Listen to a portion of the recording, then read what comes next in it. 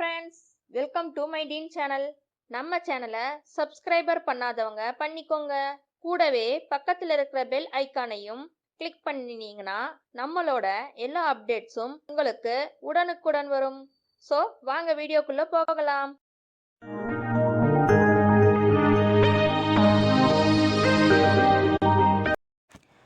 வாங்க இன்றைக்கி என்ன வீடியோவில் பார்க்க போகிறோன்னா, கல்யாண வீட்டில் பிரெட் அல்வா. அந்த பிரெட் அல்வா எப்படி செய்யுதுன்னு பார்க்கலாம். அதுக்கு நான் பெரிய ஃபேமிலி பேக் ஒரு பிரெட் எடுத்திருக்கேன். இதுக்கு தேவையான அளவு ஒரு 200 கிராம் கோவா, சர்க்கரை இல்லாத பால்கோவா எடுத்திருக்கேன். ஒரு 50 கிராம் வெள்ளரி விதை, 50 கிராம் திராட்சை, 100 கிராம் முந்திரி, சர்க்கரை ஒரு கிலோ எடுத்திருக்கேன். இது வந்து ஸ்வீட் பிரெட்டுன்றதுனால நான் சர்க்கரை 1 கிலோ எடுத்திருக்கேன். நீங்கள் சால்ட் பிரெட்டாக இருந்தால் 1.25 கிலோ எடுத்துக்கோங்க சர்க்கரை. இப்போ இதுக்கு வந்து 1 லிட்டர் பால், நல்லா தண்ணி இல்லாமல், கம்மியாக தண்ணி இல்லாமல் நல்லா திக்காக காய்ச்சி வச்சுருக்கேன் 1 லிட்டர் பால். இப்போ எப்படி செய்யுதுன்னு பார்க்கலாம். முதல்ல அடுப்பை பற்ற வச்சுட்டு ஒரு வானிலையில் எண்ணெய், அதாவது எந்த நீங்கள் ரீஃபண்ட் ஆயில் இல்லை கடலெண்ணெய் இந்த மாதிரி எது வேணாலும் சேர்த்திக்கலாம். எண்ணெய் ஊற்றிடுங்க. நல்லா அந்த ப்ரெட்டெல்லாம் பொரிச்சு எடுக்கணும். அதுக்காக எண்ணெய் சூடேறட்டும். நம்ம இப்போ இந்த ப்ரெட் எடுத்து வச்சுருக்கோம் பார்த்திங்களா, இந்த ப்ரெட் எல்லாத்தையும் கட் பண்ணி எடுத்துக்கலாம். அப்படியே முழுசாக கூட நீங்கள் சேர்த்திக்கலாம். கட் பண்ணி எடுத்தால் குயிக்காக வேலை ஆகும். பாருங்கள், இந்த மாதிரி நான் எல்லாத்தையும் கட் பண்ணி எடுத்துட்டேன். இப்போ இந்த அளவுக்கு கட் பண்ண ப்ரெட்டுகளை எண்ணெய் சூடேறிடுச்சு. இப்போ எல்லாத்தையும் ஒவ்வொன்றா சேர்த்துருங்க. எந்த அளவுக்கு தேவையோ எண்ணெயில் போட முடியுமோ அந்த அளவுக்கு நல்லா போட்டு பாருங்கள். இந்த மாதிரி கோல்டன் ப்ரௌன் கலராக நீங்கள் மாறி வர வரைக்கும் நல்லா கலர் மாறி பின்னாடி ஒரு டிஷ்யூ பேப்பர் வச்சு ஒரு பிளேட்டில் எடுத்துடலாங்க. நல்லா எண்ணெயை வடிச்சிட்டு எடுத்துருங்க. இதே மாதிரி எல்லாத்தையும் நம்ம பொரித்து எடுக்கணும். பாருங்கள், எல்லாத்தையும் நான் பொரித்து எடுத்துட்டேன். உங்களுக்கு காட்டுறேன் பாருங்கள். இப்போ இந்த மாதிரி நல்ல அடிகனமான பாத்திரம் எடுத்துக்கோங்க. அல்வா செய்கிறதுக்கு நம்ம எடுத்து காய்ச்சி வச்சுருக்கோம் பார்த்திங்களா, நல்லா திக்கான பால். அந்த பாலை அந்த பாத்திரத்தில் வச்சுருங்க. நல்லா கொதிக்கிட்டும். இப்போ இதிலே சர்க்கரையை சேர்த்திடுங்க.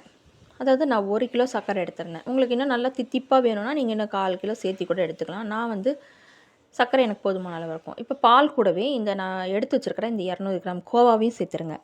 கோவாவையும் சேர்த்துட்டு நல்லா கிளறி விடுங்க. நீங்கள் மில்க் மேடு கூட ஊற்றிக்கலாம். நான் வந்து மில்க் மேடெல்லாம் சேர்த்தலை. நல்லா கோவாவே நான் அதிகமாக சேர்த்திருக்கேன். இப்போ இதுக்கு கொஞ்சமாக ஃபுட் கலர் சேர்த்திக்கோங்க. ஆப்ஷனல் தான், வேணும்னா சேர்த்திக்கலாம், இல்லை ஸ்கிப் பண்ணிடலாம். நான் வந்து ஒரு எல்லோ ஃபுட் கலர் கொஞ்சமாக சேர்த்திருக்கேன். நல்லா கலந்து விடுங்க. நல்லா திக்னஸ் ஆகி வரட்டும். நல்லா ஒரு 10 நிமிஷம் போல் நல்லா கிளறி விட்டுக்கிட்டே இருங்க. நல்லா கொதித்த பின்னாடி பாருங்கள், இந்த நம்ம வறுத்து வச்சுருக்கிற இந்த ப்ரெட்டுகள் எல்லாத்தையும் அதில் சேர்த்துருங்க. நல்ல பால் வந்து நல்லா 3/4 லிட்ரு, ஒரு 60% அளவுக்கு நல்லா கொதித்து திக்கான பின்னாடி தாங்க நம்ம ப்ரெட்டை சேர்த்தணும். நல்லா ப்ரெட்டை சேர்த்து கலந்து விட்டுக்கிட்டே இருங்க. நல்லா அது வெந்து நல்லா குலைவாக அதிலே நல்லா கலர் மாறி வரும். பாருங்கள், இந்த அளவுக்கு நல்லா கலர் மாறி வந்துட்டுருக்குது. இந்த ப்ரெட்டுகள் அப்படியே ஃபுல்லாக உடஞ்சி நல்லா அப்படியே மெல்ட் ஆகி நல்லா சூப்பராக வருங்க. நல்லா கிளறி விடுங்க. அது ஒரு 5 நிமிஷம் போல் நல்லா இப்படி கலந்து விட்டுட்டே இருங்க. நல்லா திக்னஸ் ஆகி வந்துடும். அடி பிடிக்காமல் நல்லா பார்த்துக்கோங்க. பாருங்கள், எனக்கு இந்த அளவுக்கு திக்னஸ் ஆகி கிடச்சிருக்கு. அதனுடைய கோவாவில் இருக்க எண்ணெய் பதம், அதாவது அந்த நெய்யெல்லாம் எதுவுமே இன்னும் சேர்த்தலை நான். இப்போ வெறும் பால், கோவா, சர்க்கரை, ப்ரெட்டு இது மட்டும்தாங்க சேர்த்திருக்கேன். நம்ம பொரிச்சு எடுத்த அந்த ப்ரெட்டுக்கு தான். இப்போ இன்னொரு பக்கம் அடுப்பை பற்ற வச்சு ஒரு கடாய் வச்சுக்கோங்க. அதில் ஒரு 6 டேபிள் ஸ்பூன் அளவுக்கு நெய் சேர்த்திக்கோங்க. நெய் சேர்த்துட்டு நெய் சூடேறட்டும்.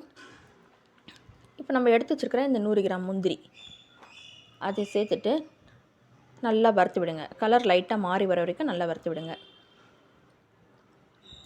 முந்திரி நீங்கள் கூட குறைச்சி கூட சேர்த்திக்கலாம். இப்போ நான் எடுத்து வச்சுருக்கிற திராட்சையும் சேர்த்திட்டேன். ஏன்னா முந்திரி கொஞ்சம் சவக்க வதங்கின பின்னாடி தான் திராட்சை சேர்த்திக்குவேன். ஆப்ஷனல் தான், வேணால் சேர்த்திக்கலாம், இல்லை ஸ்கிப் பண்ணிடலாம். இப்போ ஏலக்காய் ஒரு 4 ஏலக்காய் அளவுக்கு பொடிச்சு சேர்த்திக்கோங்க. நான் வந்து ஏற்கனவே பொடி பண்ணி வச்சுருக்கனால அதை சேர்த்திக்கிட்டேன். இப்போ பாருங்கள், இந்த அளவுக்கு கலர் மாறி வந்துருச்சு முந்திரி திராட்சை. இது கூடவே அடுப்பை ஆஃப் பண்ணிவிட்டு வெள்ளரி விதை சேர்த்திக்கோங்க. வெள்ளரி விதையும் நல்லாயிருக்கும் டேஸ்ட்டாக. ஏன்னா வெள்ளரி விதை பொரிய ஆரம்பிக்கும் போது தெரிக்கும். அதுக்காக தான் அடுப்பை ஆஃப் பண்ணிவிட்டு இந்த சூட்டிலே வதக்குனிங்கன்னா கரெக்டாக இருக்கும். இப்போ அந்த நெய்யோட எல்லாத்தையும், அந்த முந்திரி திராட்சை எல்லாத்தையும் இந்த ப்ரெட் அல்வாவில் சேர்த்திருங்க. நெய்யெல்லாம் அதிகம் தேவைப்படாது. ஒரு 6 டேபிள் ஸ்பூன் அளவுக்கு இருந்தால் போதும்.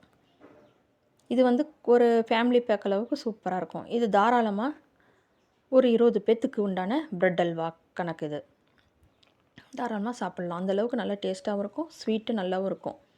அவ்வளோதாங்க, எல்லாத்தையும் சேர்த்துட்டு நல்லா கலந்து விடுங்க. அவ்வளோதாங்க, சூப்பரான ப்ரெட் அல்வா, கல்யாண வீட்டில் செய்கிற மாதிரி ப்ரெட் அல்வா ரெடி பண்ணியாச்சு. இதை இப்போ ஒரு பவுலுக்கு சர்வ் பண்ணிடுங்க.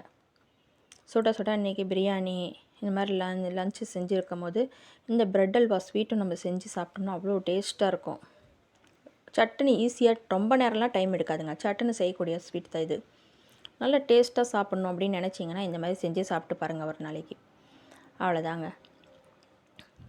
சூப்பரான ரெசிபி ஒரு பவுலுக்கு சர்வ் பண்ணியாச்சு. இதே மாதிரி நீங்களும் செஞ்சு ட்ரை பண்ணி பாருங்கள். இந்த வீடியோ உங்களுக்கு பிடிச்சிருந்தா லைக் பண்ணுங்கள், ஷேர் பண்ணுங்கள், கமெண்ட் பண்ணுங்கள். மறக்காமல் நம்ம டெயின் சேனலை சப்ஸ்கிரைப் பண்ணுங்கள். தேங்க்யூ.